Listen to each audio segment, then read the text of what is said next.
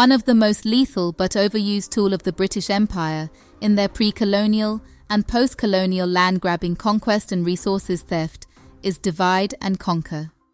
It is a tragic expression of how vindictive the British Empire, duly represented today by King Charles, can be.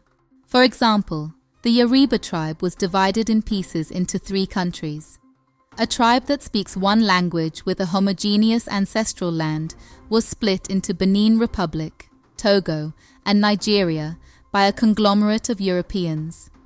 While many would argue that it was a collective European crime, the active existence of the British Empire after the Second World War and the ruthless display of such notorious policy in Africa, Asia, and elsewhere makes it a British invention.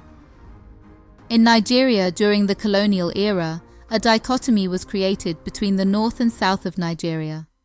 The north was useful to and preferred the British against their fellow blacks to the extent that they boycotted the call for independence. Because the Igbo tribe played an active role against colonization and rendered unflinching support to an independent Nigeria, the British, who is the political puppeteer of the British contraption called Nigeria, ensured the southeast region to be with the least number of states, while many Igbo communities were gerrymandered as minorities into many states, including Benue, Kogi, and Edo states. Even though the Igbo people are Republicans, to subjugate them, a warrant chief was created from among them to psychologically weaken them. It is exactly this template that Britain through Nigeria government projected on Ipob. The plot was to weaken it to the barest minimum, to the extent it would no longer be able to withstand or offer resistance. The original sentiment and concept was to take Mazi Nnamdi Kanu out under whatever guise. Kill him or imprison him or just make him disappear.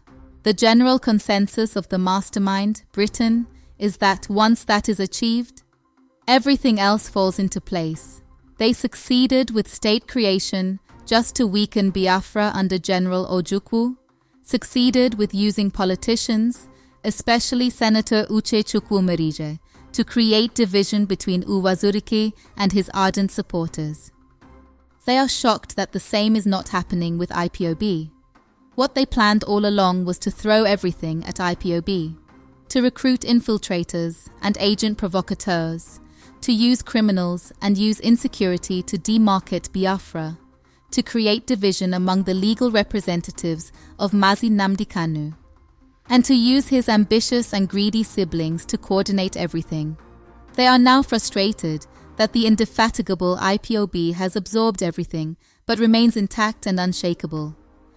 Mazi Nnamdi Kanu, the leader of Ipob, has this to say about the Directorate of State DOS of the indigenous people of Biafra. They destroyed the past leadership because I did not consult Chukwuoki Kiabiyama before I formed it.